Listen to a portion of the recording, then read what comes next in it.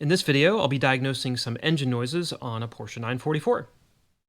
Some of the more common issues that create irregular noises on a 944 engine include clogged or collapsed hydraulic lifters, dirty or clogged fuel injectors, collapsed engine mounts, bent valve stems, worn valve guides, or broken valve springs, a loose camshaft bolt, rod knock caused by failed rod bearings, aging water pump, AC compressor, or alternator bearings, as well as exhaust leaks and vacuum leaks. The Porsche 944 engines are rather loud and mechanical sounding to begin with, even when all the parts are functioning correctly, and they're certainly much louder than most modern vehicles, so when things go wrong they can sometimes draw comparison to a piece of agricultural equipment. In general, the injectors tend to make sharp ticking sounds, the valve lifters make clicking noises, especially when clogged or starved of oil, and there's a whole lot of belt noise up front, most of which comes from the balance shaft belt and rollers. That said, if you've noticed any irregular engine noises on your car, it's generally better to diagnose and care for those sooner than later, and a mechanic stethoscope can be used to pinpoint the source of the noise. The hydraulic valve lifters on the 944 are pretty sensitive to the condition of the engine oil, where the check valves inside the lifters can often become clogged with sludge and debris in the system, and when this happens, the lifter button will collapse or go soft and will no longer have the needed rigidity to properly depress the valve stems.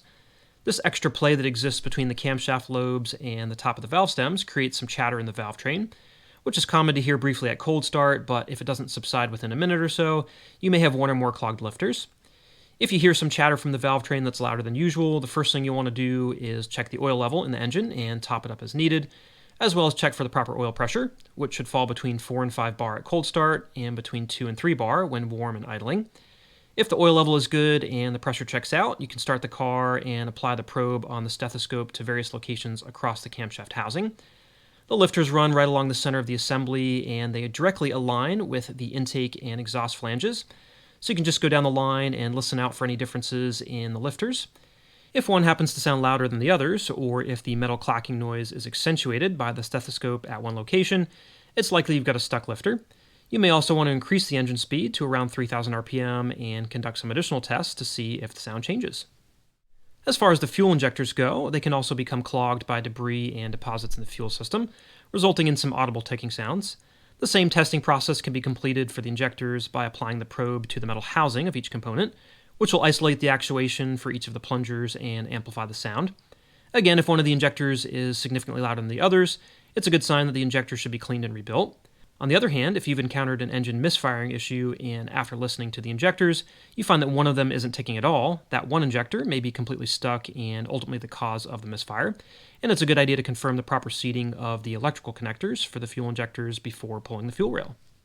When it comes to valve issues, it's going to be difficult to differentiate between the sound of a stuck lifter versus a broken valve spring or slightly bent valve stem, as the sound will originate from the same general location, but clogged lifters are a bit more common and less invasive to inspect and replace, and you'll want to pull the cam tower to have a look at the lifters prior to performing any work on the cylinder head. If the car has recently been run, the lifter buttons should be quite firm to depress, so if you find that one has gone soft and can be easily depressed, it's likely that the lifter is clogged, and it could be ultrasonically cleaned or replaced.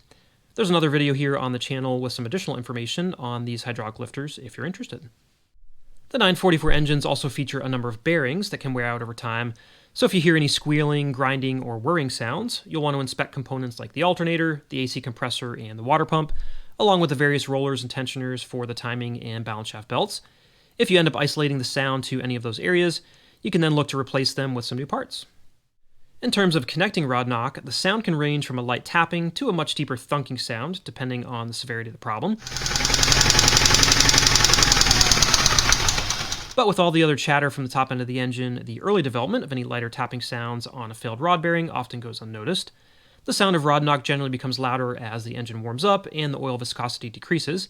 and due to the dispersion of oil supplied to the lower end of the connecting rods, bearing failure is most commonly seen on the number 2 connecting rod.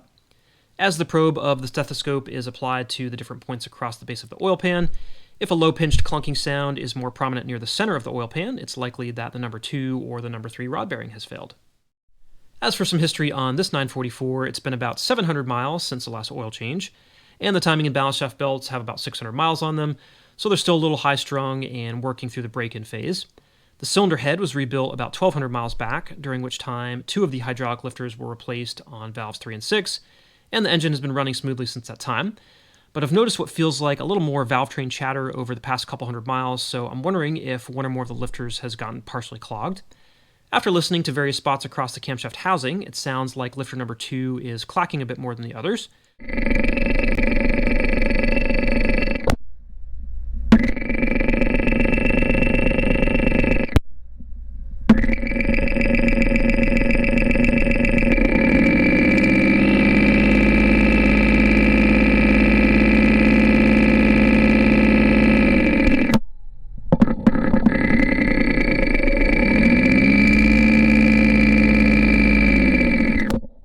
I did find a little oil sludge collecting on the insides of the balance shaft housing channels when I replaced the seals there earlier this year, and I'm thinking the engine is due for a cleaning treatment, and we'll see if that provides an improvement.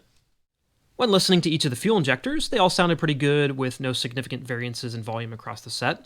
I did have these cleaned and serviced about 18 months ago, and they seem to be working well since then.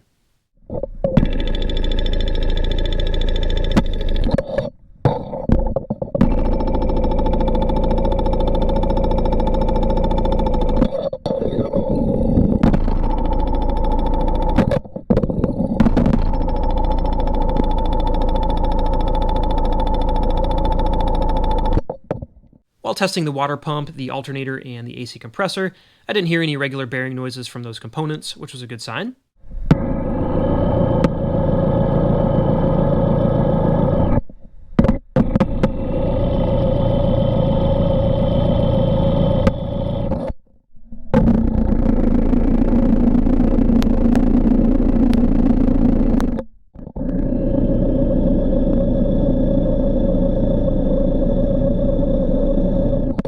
When listening along the base of the oil pan, no sound variances were observed across the 4 cylinders, although I was picking up some bearing noise from the driveline, either the pilot bearing or the torque tube bearings, but I didn't hear any knocking or clicking sounds.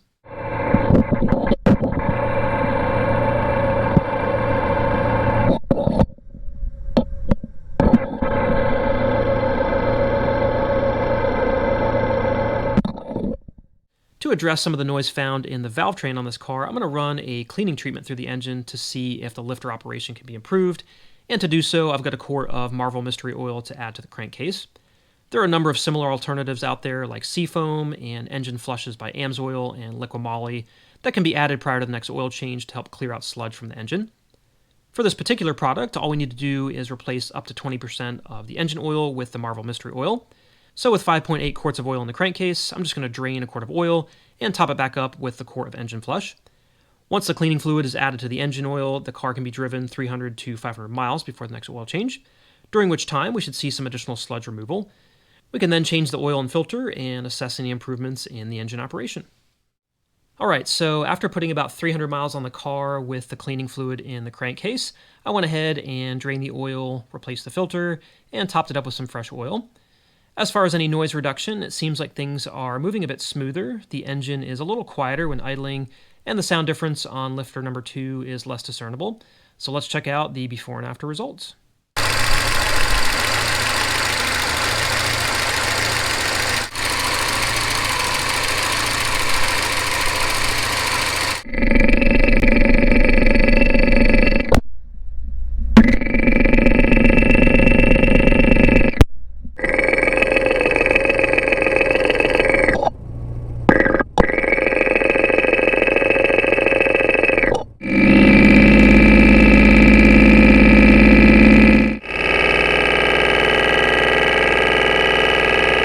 When scanning across the camshaft housing now, the lifter sound is pretty evenly ticking away across all the valves, so I'll just keep an ear out for any changes there and consider swapping out any lifters that become problematic down the road.